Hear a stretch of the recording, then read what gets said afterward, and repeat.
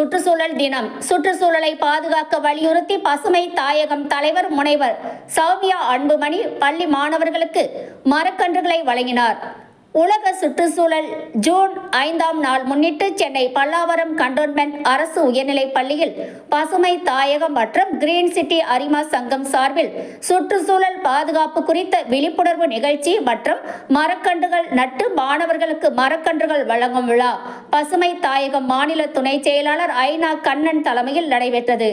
இதில் சிறப்பு விருந்தினர்களாக தர்மபுரி தொகுதி சட்டமன்ற உறுப்பினர் பசுமை தாயகம் தலைவர் முனைவர் சௌமியா அன்புமணி, 3241 சி அரிமா மாவட்ட ஆளுநர் லயன் போஸ் ஆகியோர் கலந்து கொண்டு சுற்றுச்சூழல் பாதுகாப்பு குறித்து காலநிலை மாற்றத்தால் ஏற்படும் விளைவுகள் குறித்து பள்ளி மாணவர்களிடையே எடுத்துரைத்தனர். உலக வெப்பமயமாவதை கட்டுப்படுத்த பள்ளியில் பயிலும் அனைத்து மாணவர்களும் தங்களது இல்லங்களில் மரக்கன்றுகள் வளர்க்க வேண்டும் என்பதை வலியுறுத்தி பள்ளி மாணவர்களுக்கு நிழல் தரும் மரக்கன்றுகள், கனி தரும் மரக்கன்றுகள், பூச்செடிகள் ஆகியவற்றை முனைவர் சௌமியா அன்புமணி வழங்கினார். அதைத் தொடர்ந்து பள்ளி வளாகத்தில் நிழல் தரும் மரக்கன்றுகளை பசுமை தாயகம் தலைவர் முனைவர் சௌமியா அன்புமணி நட்டு வைத்து மரக்கன்றுகள் நடும் திட்டத்தை தொடங்கி வைத்தார். இந்த நிகழ்ச்சியில் பசுமை தாயகம் மாநில செயலாளர் இரா அருள், பசுமை தாயகம் நிர்வாகிகள் இரா வெங்கடேசன், பூக்கடை க முனுசாமி, ரேணு கண்ணன், வழக்கறிஞர் பாலாஜி, அரிமா சங்க நிர்வாகிகள், மண்டல தலைவர் அரிமா தனசேகர், அரிமா செல்லப்பா, அரிமா ரவிசங்கர், அரிமா மு அண்ணாமலை, அரிமா மதியழகன், அரிமா ராஜேந்திரன் மற்றும் அரிமா சங்க நிர்வாகிகள், இயற்கை ஆர்வலர்கள், பள்ளி ஆசிரியர் பெருமக்கள் பலர் கலந்து கொண்டனர்.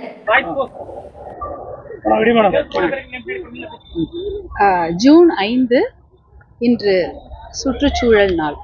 இந்த சுற்றுச்சூழல் நாள் நிகழ்ச்சியை சிறப்பாக நடத்துவதற்காக பசுமை தாயகமும் அரிமா சங்கமும் இணைந்து பல்லாவரத்தில் உள்ள கேண்டோன்மெண்ட் பள்ளியில், அதுவும் தரமான கல்வி அளித்து கொண்டிருக்கும், அது மட்டுமல்லாமல் இலவசமான தரமான கல்வியை அளித்து கொண்டிருக்கும் பல்லாவரம் கேண்டோன்மெண்ட் பள்ளியில் இந்த நிகழ்ச்சி சிறப்பாக நடந்து கொண்டிருக்கிறது. தற்காப்பு கலைகளை கற்றுக் கொடுக்கும் இந்த பள்ளியிலும் அதே சமயம் விளையாட்டு பயிற்சிகள் முக்கியத்துவம் கொடுக்கப்படும் இந்த கேண்டோன்மெண்ட் பள்ளியில் நாங்கள் இன்று சுற்றுச்சூழல் நாளை சிறப்பாக கொண்டாடி கொண்டிருக்கிறோம். பசுமை தாயகம் சார்பாகவும் அரிமா சங்கம் சார்பாகவும் கொண்டாடி கொண்டிருக்கிறோம். பிள்ளைகளுக்கு எல்லாருக்கும் மரக்கன்றுகள் கொடுக்கும் நிகழ்ச்சி, அதாவது கனி மரங்கள், கொய்யாப்பழம் போன்ற கனி மரங்களும், மல்லி செடி, செம்பருத்தி செடி போன்ற, நெல்லி செடி போன்ற பழ வகைகள், அப்புறம் பூச்செடிகள், அதே சமயம் நிறைய மரக்கன்றுகளை அவங்களுக்கு கொடுத்து அவங்களுக்கு நிறைய விழிப்புணர்வு விஷயங்களை எடுத்து சொல்லியிருந்தோம். குறிப்பாக இன்றைய நம்மளுடைய சுற்றுச்சூழல் என்பது நீர்வளமும் நிலவளமும், அதை பற்றிய விஷயங்களை எடுத்து சொல்லியிருந்தோம். எப்படி உலகம் பார்த்தீங்கன்னா 70% கடல் நீர், மீத இருக்கிற 30% நிலப்பரப்புல கூட 3% மட்டும்தான் நன்னீர் இருக்கிறது. அந்த நன்னீர் கூட பாதி கிட்டத்தட்ட 1%, 2% பார்த்தீங்கன்னா ஐஸா தான் இருக்குது கிளேஷியர்ல. மிச்சம் இருக்கிற 0.9, 1% தான் நிலத்தடி நீராகும். 6 குளங்கள், ஏரி, கிணறுகளில் இருக்கக்கூடிய நல்ல நீராக இருக்கிறது. அந்த நீர் பாதுகாப்பை பற்றி அவர்களுக்கு எடுத்து சொன்னோம். ஒரு சொட்டு நீரை கூட உருவாக்க முடியாது, ஆனால் ஒரு சொட்டு நீரை கூட நாம் வீணாக்க கூடாது என்ற விஷயங்களை அவர்களுக்கு எடுத்து சொன்னோம்.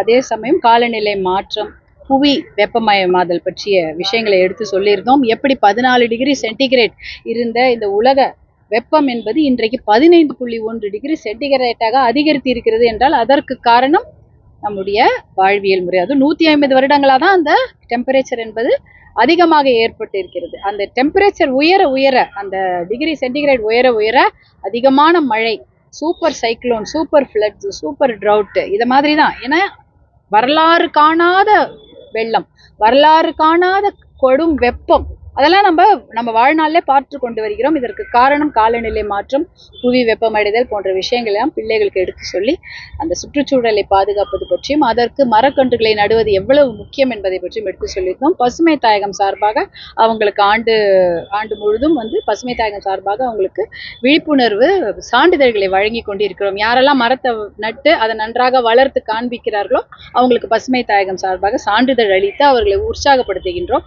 இதெல்லாம் செய்தால் எப்படி எப்படி நம்ம புவி பாதுகாக்கப்படும் என்பதை பற்றியும், அதே சமயம் அவர்களை சுற்றி இருக்கிற சுற்றுச்சூழல் எப்படி இருக்க வேண்டும், எவ்வளவு ஒழுக்கமாக வளர வேண்டும், படிப்புக்கு முக்கியத்துவம் கொடுக்க வேண்டும், அதே போல உடற்பயிற்சிக்கு முக்கியத்துவம் கொடுக்க வேண்டும், தற்காப்பு கலைக்கு முக்கியத்துவம் கொடுக்க வேண்டும் போன்ற விஷயங்களை பிள்ளைகளுக்கு எடுத்து சொல்றோம். ஆர்வமாக கேட்டுக்கொண்டார்கள்.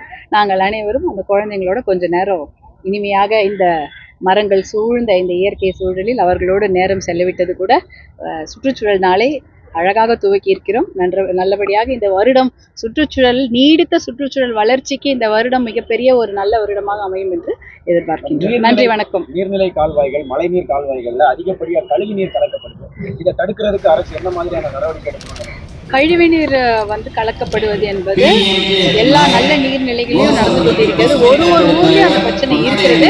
அதற்கு அந்த கழிவுநீர் கலப்பதே அந்த சோர்ஸ்ல தடுத்துடணும். நீங்க ஆறு இருக்கு இல்லையா, ஆறோ கழிவு நல்ல நீர் ஓடுற இடத்துல எவ்வளவுதான் சுத்தம் பண்ணாலும் மறுபடியும் அங்க கழிவுநீர் கலப்பது, இல்லை குப்பைகளை போடுவது போன்ற விஷயங்கள் தொடர்ந்து கொண்டுதான் இருக்குது. அந்த சோர்ஸை தடுத்து நிறுத்திட்டீங்கன்னா அது 1 கிலோமீட்டர் 2 கிலோமீட்டர் தான் அது இருக்கும். பாத்தீங்கன்னா ஆறு வந்து ஒரு 10 கிலோமீட்டர் ஓடுதுன்னா 1 கிலோமீட்டர் 2 கிலோமீட்டர்னா அங்க முதல்ல சோர்ஸ் வருது இல்லையா கழிவுநீர், அதை கழிவுநீர் கலக்கும் இடத்துல நம்ம சுத்தம் பண்ணி அது கலக்காம தடுத்துட்டாலே நீர்நிலைகள் பாதுகாக்கப்படும். அதுதான் நம்ம பார்க்கணும். மொத்த ஆறையும் சுத்தப்படுத்துறோம்னு 10 கிலோமீட்டருக்கு நம்ம சுத்தப்படுத்திட்டு இருந்தோம்னா கூட மறுபடியும் அது திருப்பி கழிவுநீர் கலந்து விடும். அப்படிதான். அதனால சோர்ஸை தான் நம்ம முதல்ல பார்க்கணும்.